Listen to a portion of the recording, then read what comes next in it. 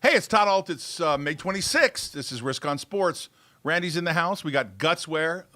Gutswear, you say. They're going to be up next. Check it out.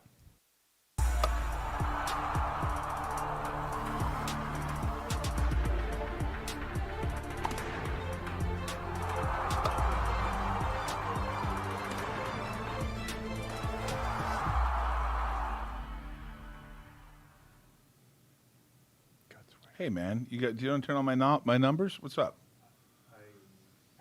You got those turned off. Where's the buttons? Sometimes that might be a good thing. Gutswear. There we go. All right. Hey, we'll see. Okay. We're excited. We got a special guest today, right? What's 2 and 5 on parlays yesterday, guys? 2 and 3. 2 and 3? Yeah. Wow. 5 total parlays. Oh, 5 parlays. So what's the whole deal? I thought we weren't betting that many parlays at one day. You changed your mind? I bet 2 parlays of the same teams, and they both won. I just bet them a little bit differently. You want to tell us why? What about that whale play for Vegas Dave in Toronto? Dude, 70 units. That was great. 70 showed you units. that, right? Yeah, 33% of your units. bank. What's wrong with that guy? What does 70 units mean? It means you're going broke and you're under the tunnels and Caesars. Yeah, he had a May 24th bet on the. I believe it was the Blue Jays versus the Rays.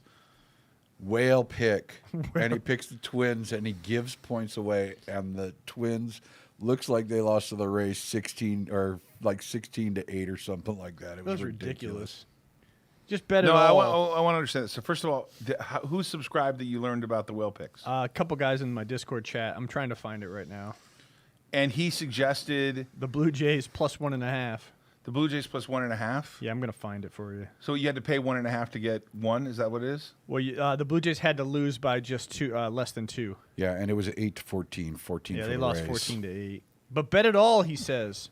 Yeah. Bet it all. 30 your bank. What could go wrong in baseball where there's 162 games and 15 games a day? What could possibly go wrong? Well, if you go by the scale, now you got to double up, so the rest of your bank's at risk on the next whale play. yeah, we're going to practice good money management. Did he really bet a third of his I'm going to show it. 700 Here you units, go, buddy. Look. and each unit was 0.05 of your Vegas Dave whale play. Blue Jays plus 700 units. Right. And a unit is 0.05% of your bank. So, It's yeah, 35%. Current whale bankroll. I'll be clicking that button right there. So to double up, you're Unsubscribe. actually going to have to add money to your bank because you're at 105% now. This guy, man. This guy. Look at all the Vegas Dave. It's hilarious. Unreal. Is that really true? Yeah. This guy subscribed. And Actually, we know someone that paid $3,900 to be a member for the year. yeah, and he kept getting minus 300 plays. Here, just take this Dodgers minus 300. What could go wrong? Maybe all those purses he's wearing are putting him off balance or something. I don't know. Hey, let's go over the record real quick, and then we're going to get to Tom, who's in Indianapolis, the owner of Gutswear. We'll see him soon. I just want to keep saying Gutswear. Soon. Gutswear. Gutswear. Gutswear. Gutswear. Is it gutswear.com? Kushlash. Yep. Kushlash. Yep, sure is. Kushlash, this Kush. This Kush.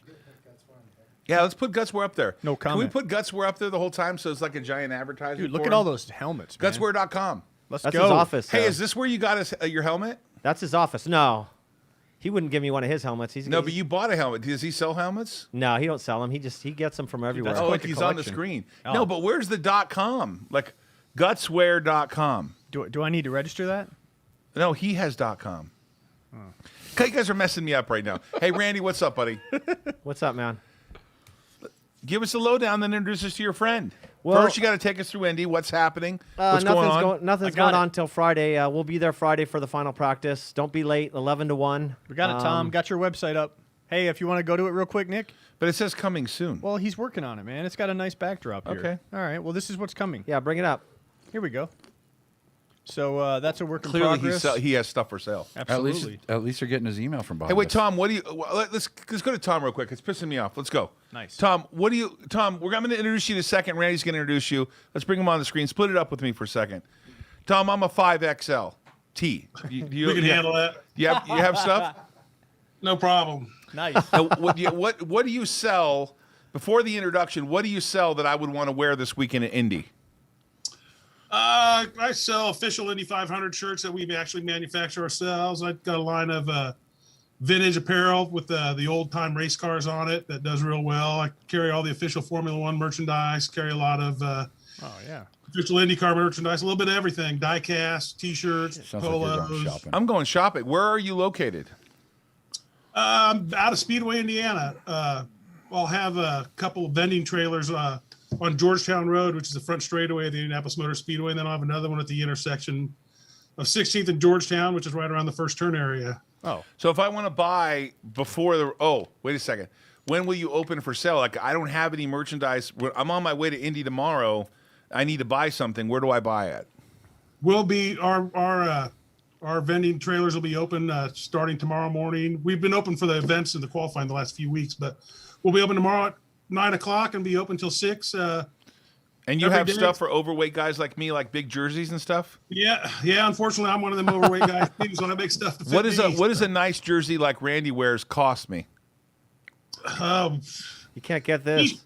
T-shirt wise and stuff, that you're looking at T-shirts $25-$30. The Formula One stuff's a little more expensive. It's $80 for a team tee to $110 for a polo. But the IndyCar stuff, most of it's probably in the $25 to $35. But what about range. those jerseys they wear in like the you know what Randy has on now? Yeah. They're about $60 a piece. That's it. Yeah, they're not super expensive. And you make them for guys like me. I could get one tomorrow. Are you sure you have my size in stock? Well, I don't carry that. I don't make the jerseys. That's another company that does that. But they got big sizes, so Okay. we can probably help you out there. They're all friends. Can I get a of mine. Pato Award 5XT, 5XLT? I'm gonna go there tomorrow. You gonna come with Yeah, me? yeah. Wait, you're gonna be there too. I'm just getting the Bitcoin one, man. Yeah, I whatever. want that one. Hey, Randy, why don't you make a formal introduction? Dude, that's awesome. Yeah. Tom's a good friend. He's a triple threat. He's a singer, business owner, and he'll work on your pit crew if you need him. So it's Tom Broderick from Gutswear. Oh wait, this is the guy. Yeah, this is the guy. Oh, we've heard this story a lot, Tom. What do you mean? This is honestly. like. What do you mean, singer? Like, all my exes. No, he's got a live band in Texas. tomorrow night, and you guys are all invited if you want to come. What He's kind of gonna- band? His band's going to This play. is the guy with the gas can. This is the guy who made it onto the Indy track with the gas can. Yeah. Remember the Oh, story? really? Randy They told said, us? "Can you go work the gas can?" This is the guy who worked the gas can. Well, that was in on the 100th running. Tom can tell you better than me, but that was on the 100th running. He just got a call. I guess they needed a fueler guy on Buddy Lazier's team, and he got called at the last minute, kind of. I was hanging out with him that weekend, and he said, "Oh, I got to go do fueling on the day of the race," because usually I would hang out with him or to see him, but it didn't last too long, right, Tom? Because Buddy Tom, Lazier had what's a problem. it? What's it like? It when you- lasted pretty long. We lasted. We had problems getting started. They had problems with the car, so we got 30 laps behind just because the car was in the pit lane. But then we ran 125 laps after that. Okay. Did a couple fuel stops, which we don't use a gas can. It's a hose, gravity fed hose. Weighs about 70 pounds. You got to plug into the car and have the car full in about 7 seconds. That sounds Yeah. That would Wow. be scary. I was going to ask you, Tom, is it scary? Because obviously I've been to a lot of races, and the cars come in, and you got that little valve. You got to press in, you got to hold it, and if you do it the wrong way, it leaks everywhere, and people catch on fire. Yeah, it's actually pretty safe, believe it or not. There's safety mechanisms in it, and it's scary. It's not really scary. I'll say your first pit stop, especially at the 500, you're a little nervous, but after you do the first one, it's a piece of cake after that. The adrenaline's flowing. How do you know it's full? How do you know it's full? There's like a clear window in the fuel head, so when the fuel tank gets full, it starts sending fuel out. They have a vent hose because the air's got to escape while the fuel's going in, and you can see fuel coming out, so you know to pull the fuel head out. Nice. Got it. Wow. Hey, Tom, why don't you let him know? He's got a really good story to tell you guys. Tell him about the time in Texas, what happened when you were working with one of the IRL teams in 1999, I believe. Yeah. I don't know if it's a really good story, but it was the race. It was a Saturday race. We were at the final practice on Friday, and we had an electrical box go out on our car, so we were on pit lane, change the electrical box, and a car came in pit lane, and the driver made an error and ran into me and about 6 of my buddies at 120 miles an hour, knocked me 20 foot up in the air and 40 foot down pit lane, and I actually landed on top of the car that hit me and burnt my face real bad on the side of the motor cover and had a concussion. And they ended up airlifting 3 or 4 of my buddies out and took me to an ambulance to the hospital there in Dallas, Texas. And they had told me that I had a pretty severe concussion and that I really needed to be off my feet for a few days and not do anything. So when I got back to when they released me, I went back to the hotel and I was talking to the team owners. They asked me what they said, and I said, told them I was good for tomorrow. So I fueled the car the next day. That's awesome. Wow. Dude, you know who the dummy was that ran into you? Yeah, there's a guy named Nick Johnson, and what they have on the Indy cars, they got a button they press when they're on pit lane called a rev limiter, and it keeps the car at like 55, 60 miles an hour when they're on pit lane. And this guy had the throttle peg but had the button on, and they got on the radio and told him to reset his fuel after he did his stop, and he took his finger off the rev limiter, so he was full throttle right into us. It's a really bad situation, but everybody survived it, and At 100 miles an hour? he hit us going 120. 120. Well, how the hell did you survive that? Was the Not very lucky. Very lucky. Was that the angle? He pretty much ran right back in us. He caught me about mid shin, and I don't remember getting hit. I'll tell you the truth. It was all kind of a fuzz, but Oh yeah. I was pretty fortunate. Didn't break any bones. Just had burns on the side of my face and had a concussion. And you went 40 feet. Wow. Jeez. Now, one of my other buddies ended up underneath the car with his shoulders touching each other behind his back, and his foot was on his chest and his leg was detached, which they ended up reattaching all that and stuff. And he's fine now. But They reattached his leg? They reattached his leg. This They is crazy. took skin and muscle from his behind and rebuilt his calf and all that. And he's fine now. I see him all the time. He's, Picture it didn't happen. that never happened Is in there? I baseball. bet there's video of this, isn't This there? is crazy. there's photos. The video pretty much got taken, and I don't know what they did with it. I bet they did take it. Yeah. Yeah. Oh my It was God. pretty bad deal. Pretty traumatic and pretty. Were you his pit crew? I'm sorry. Were you that guy, that driver's pit crew, or no? I was his fueler. Yeah, I was a fueler for 4 straight seasons, but then I would do different races at different times. I've fueled 11 Indy 500s, and whenever they'd get in need and need a fueler, I was pretty good at it. But I'd also have my business that works at the racetracks and stuff. So a lot of times I'd be working in my vending trailers and stuff, and the teams would call me up and say they need a fueler, and they'd bring the golf cart over and pick me up, drive me to pit lane. I'd always have my gear with me, and I'd fuel, and as soon as the race is over, they'd take me back to my merch trailers and go. Do you get paid to be a fueler? Oh yeah, it pays well. Does it? I imagine. The full-time deal paid really well, honestly. And when I did it full-time, I still had my business. They just fly me in on Fridays, fly me home on Sunday nights or Mondays after the race, and you got pretty good pay plus a percentage of the purse, which at the Indy 500, a couple $100,000 purse, to finish last, we think was $175,000. We made pretty good money for a weekend's of work. I told you. yeah. I They did- paid the fueler part of the yeah, purse? yeah, but what did I tell you? I said Yeah, all the Mindy- full-time, but I did it every race. If you're a full-time crew guy, you usually get a 1% of the purse. And I was a full-time crew I told guy. you I I did think every you should get race. 50. Wow. Yeah. Wow, that's cool, man. Hey, Tom, before we let you It's go, races it still paid pretty decent, but you didn't get a percentage when you just did 1 or 2 races. yeah.